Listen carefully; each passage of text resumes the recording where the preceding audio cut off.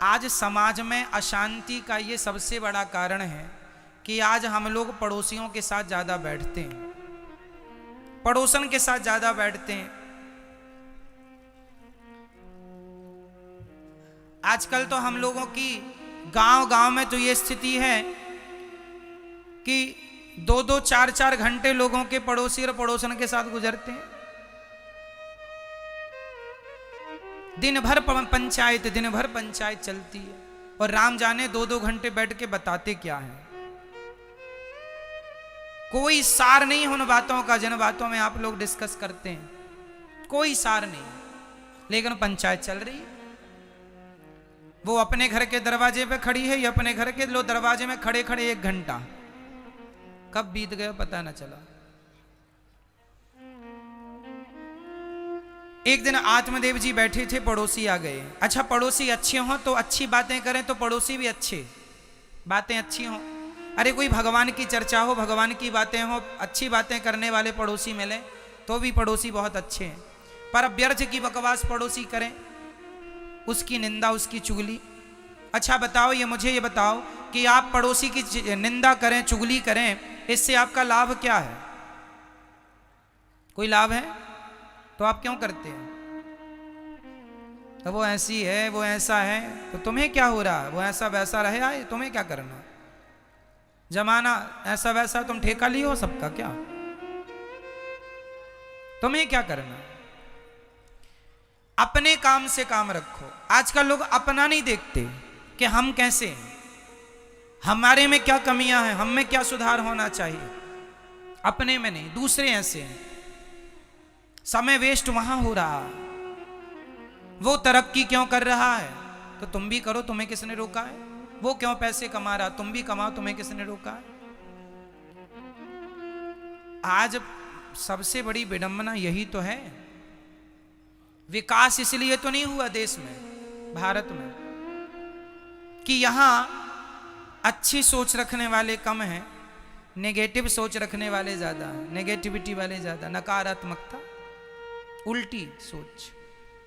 खुद कुछ करेंगे नहीं और कोई कुछ करेगा तो उसका पांव पकड़ पकड़ के खींचेंगे। व्यर्थ का समय बर्बाद करेंगे निंदा चुगली में। क्या करना हमें? सुनो क्या बातें होती हैं समाज की, वो सुना रहा हूं।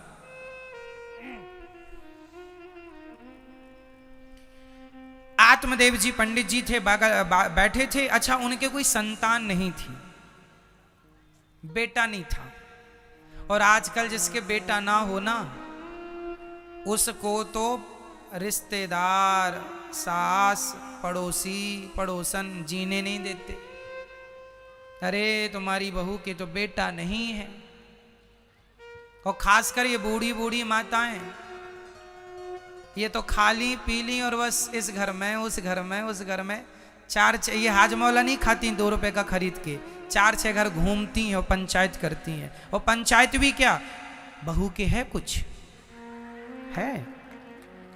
नहीं, कुछ नहीं। अरे राम राम, 6 साल हो गए शादी के, कुछ तो होना चाहिए। लो अब यही पंचायत चल रही है, कुछ नहीं हुआ। लो अब देखो, इस घर से पूछ लिया बहू के हैं, नहीं कुछ नहीं है। अब दूसरे घर में गई, सुनो फलाने की बहू के 6 साल हो गए, कुछ नहीं है। संवाददाता बनी फिर रही है, सबको न्यूज देती है। बुढ़ापा आ गया, बाल पक गए, दांत गिर गए। ये नहीं कि राम राम जपे, भगवान का चिंतन करे, स्वर्ग जाए, नरक जाने की तैयारी पे लगी है बुढ़िया। बुढ़ापा तो ना बिगाड़ो अपना, पंचायत करके, प्रपंच करके। हमारा कोई नुकसान नहीं है, आपका नुकसान है। लोक परलोक दोनों बिगड़ेगा, इन बातों से कोई सार नहीं है।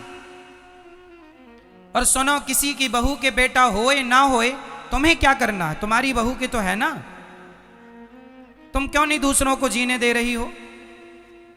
एक बहन बोली, अरे भलाने की बहू के बेटा नहीं। अरे तुम्हारी बहू की तो है, 2-2, 4-4, तुमने कौन सा गढ़ जीत लिया? अरे भगवान ना करे। देखो कई बार डॉक्टर कह देता है कि ये स्त्री कभी मां नहीं बनेगी, कई बार डॉक्टर पुरुष को कह देता है ये पुरुष कभी पिता नहीं बनेगा, क्योंकि शारीरिक कोई कमियां रह जाती हैं। तो बताइए इसमें उस पुरुष की और उस स्त्री की क्या गलती है? क्या किसी अंधे को देखकर आप हंसेंगे? क्या लंगड़े को देखकर आप हंसेंगे? यदि आपने किसी को देखकर हंसी उड़ाई तो कल आपकी भी हंसी उड़ेगी। याद रखना, ईश्वर के घर देर है, ईश्वर हर चीज नोट करता है। इसलिए किसी स्त्री के बेटा नहीं हो रहा है तो उसका धैर्य बंधाना चाहिए, ना कि तेरे बेटा नहीं है। उसको हर जगह कुछ लोग ना जलील करते रहते हैं, उसको हर जगह उसकी इंसल्ट करते रहते, अरे इसके तो बेटा नहीं है। कई लोग कहते हैं इसका तो बेटा नहीं है, इसका तो मुंह नहीं देखना चाहिए। राम राम राम, ऐसी गंदी गंदी तुम बातें भी कर लेते हो। अगले सुनो, थोड़ा दिन और रुको। तुम यदि ऐसा शब्दों का प्रयोग करोगे ना कि इसका तो मुंह नहीं देखना चाहिए, बेटा नहीं है, तुम्हारे कुल में भी कोई ऐसी होगी कि उसका भी कुछ नहीं होगा, क्योंकि तुम दूसरों का मजाक उड़ा रही हो ना। हर जगह तुम्हें लग रहा है कि हम बहुत अच्छी हैं, हमने तो 2-2 बच्चा पैदा कर लिए।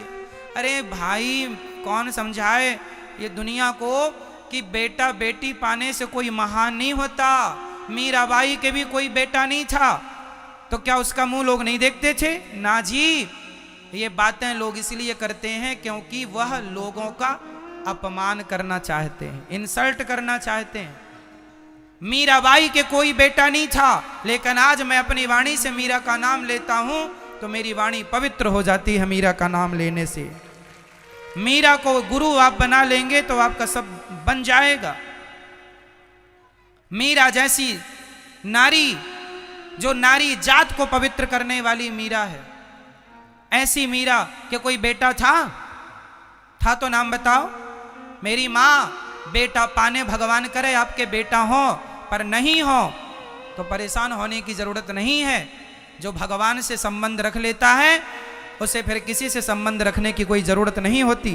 ये फॉर्मेलिटियां हैं। अरे बेटा बेटी होना, ये तो सबके, चिड़िया के भी बच्चे होते हैं भाई, कुत्ता बिल्ली के भी होते हैं। तो बच्चे किसी के नहीं हैं तो आपको पता है किसी के बच्चे क्यों नहीं होते? हमेशा बच्चे इसलिए आते हैं, पिता का ऋण उतारने हमेशा बच्चा आता है। हमेशा बेटा किसका ऋण उतारता है? माँ बाप का। कहते हैं जिसके सिर में ऋण था तो उसका ऋण उतारने उसका बेटा बेटी आ गई, जिसके सिर पर कोई ऋण था ही नहीं उसके घर में कोई नहीं आया। ये तो और मुक्त आत्मा है। ईश्वर ने इन्हें किसी ऋण में बांधा नहीं है, ये ऋण मुक्त है, इसलिए संतान नहीं हुई। इसलिए किसको क्या है क्या नहीं है, इन सब से मन को हटाओ और भगवान के चरणों में मन को लगाओ, है ना। किसी का अपमान करना, किसी की हंसी उड़ाना, किसी का समाज में मजाक बना देना शोभनीय नहीं है। ये आपको शोभा नहीं देता। आपका बेटा है ना, आप खुश रहो, किसी का नहीं है। तुम बहुत हंस रही हो ना, इसके बहू के बेटा नहीं है, इसका बेटा नहीं है। तुम्हारे कितने हैं? जितने हैं भगवान का प्रसाद मान के रखो, हंसी ना उड़ाओ, नहीं तो समय सबके बदल जाते हैं। हंसने का अधिकार नहीं है हमें। हाँ हंसो, वहां जहां हंसने की जरूरत है खूब हंसिए, हंसी मजाक करिए, आम सामान्य बातों पर करिए। ये नहीं कि अब किसी लंगड़े को देखकर आप हंसने लग जाएं।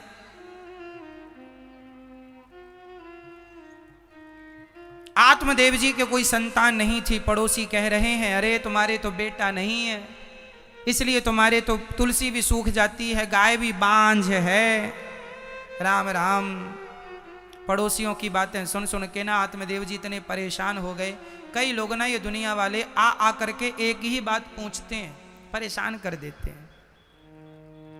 सब पता, अब जैसे किसी के घर कोई मर जाता है ना तो लोगों को सब पता चल जाता है कैसे मरा कैसे, लेकिन फिर भी लोग आएंगे क्या हुआ था, कैसे हो गया, सब पता है, सब पता है इनको, लेकिन फिर भी क्या हुआ था।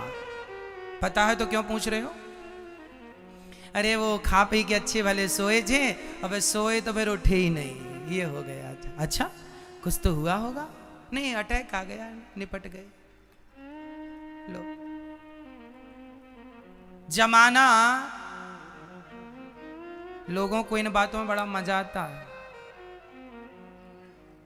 क्या फायदा इन बातों से पूर्ण रूप से हट जाओ और जब भी चर्चा करो केवल भगवान मेरे कन्हैया कैसे हैं, मेरे रघुनंदन कैसे, उनकी ये कथा ऐसी है, उनका ये चरित्र ऐसा है। भगवान से प्यार करो, भगवान के नाम से प्यार करो, खूब नाम जपो, कथाएं सुनो, बकवास ना करो। इससे तुम्हारा मन अशांत होता है, इससे तुम्हारे हृदय में अशांति आती है, मन और चलायमान होता, चंचल होता है। कथाएं सुनने से मन शांत होता, शांति मिलती है।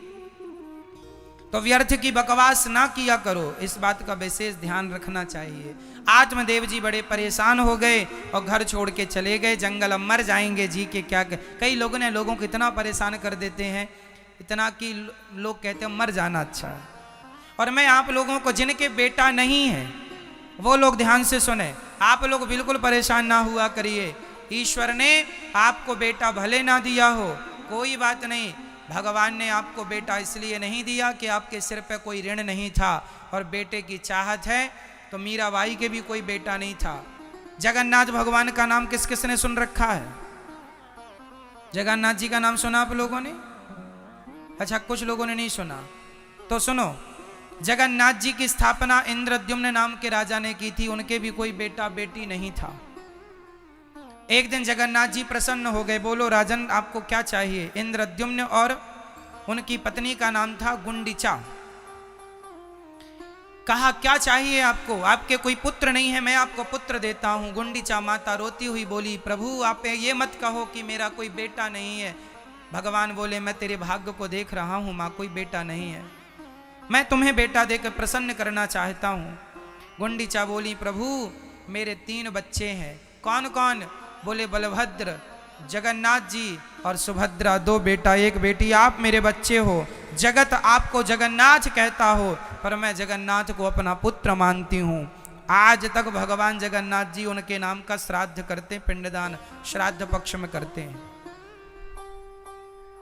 अरे जमाने बेटा नहीं हुआ कोई बात नहीं, भगवान तो आपके हैं। एक सज्जन के बेटा नहीं हुआ तो उन्होंने एक बच्चे को गोद ले लिया और गोद लेके सारी प्रॉपर्टी उसके नाम कर दी। उस बच्चे ने लात मार के माँ बाप को घर से निकाल दिया, पूरी संपत्ति कब्जा कर लिया। अब माँ बाप रो रहे हैं। हमने पूछा क्या हुआ? महाराज जी बच्चा नहीं था, गोद ले लिया बच्चे को, सारी संपत्ति लेके घर से निकाल दिया। हमने कहा भगवान ने तो तुम्हें सुखी बनाया था, तुम खुद दुखी हो गई, तो उसमें भगवान का क्या दोष है?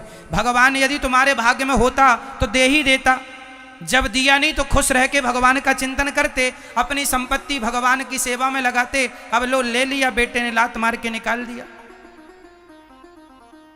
भगवान ने तो तुम्हें दुख से बचाया था, तुम ही ज्यादा होशियार बने, तो भोगो अब अपने कर्मों का दंड। ज्यादा होशियारी तुम्हारी चलती है कि बेटा तो चाहिए चाहिए, काहे के लिए चाहिए? एक सज्जन से हमने पूछा बेटा क्यों चाहिए? अरे महाराज जी मर जाएंगे, आग कौन लगाएगा। हमने कहा पगले आजकल मशीनें आ गई, एक तरफ से डालो दूसरी तरफ राख निकलती है, कहाँ आग वाग के चक्कर में पड़े हो? तुम मरो तो सही, जमाना तो आग लगाने ही बैठा है। कितने चाहिए आग लगाने वाले बताओ? खूब मिल जाएंगे हैं। काहे के लिए बेटा चाहिए? आग लगवाने के लिए। आदमी तो जीते जी आग लगा रहा है, तो मरो तो सही। इसलिए एक सज्जन बोले महाराज हमारा बेटा इसलिए हो कि हमारा नाम रोशन करे, कुल रोशन करे। हमने कहा कुछ तुम अपने बाप का कुछ नाम तुम रोशन कर गए, कुछ तुम्हारा बेटा कर लेगा। तुम भी तो किसी बाप के बेटे हो, तुमने कितना नाम रोशन किया अपने कुल खानदान का? कितना बताइए। स्वामी विवेकानंद जी क्या अपने बेटे के भरोसे बैठे थे कि बेटा होगा तब वो हमारे कुल खानदान का नाम रोशन करेगा, देश का नाम? अरे भाई बेटा क्या करेगा, तुम खुद कर लो ना अपने कुल का नाम, कुछ अच्छे कर्म कर जाओ कि तुम्हारे नाम से तुम्हारे क्षेत्र को, तुम्हारे गांव को, तुम्हारे परिवार कुटुंब खानदान को जाना जाए। और रही वंश की बात, तो कितनों की वंशावली खत्म हो गई। इस धरती पर किसी का वंश कितने दिन तक चला बताओ? कहां गए वो बड़े बड़े राजा महाराजा जिनके किले थे, कहां गया उनका वंश? कहां गए उनके राजमहल, किले, अटारी महल? आज चिड़िया घोंसला बना रही है उनके बड़े बड़े महलों में।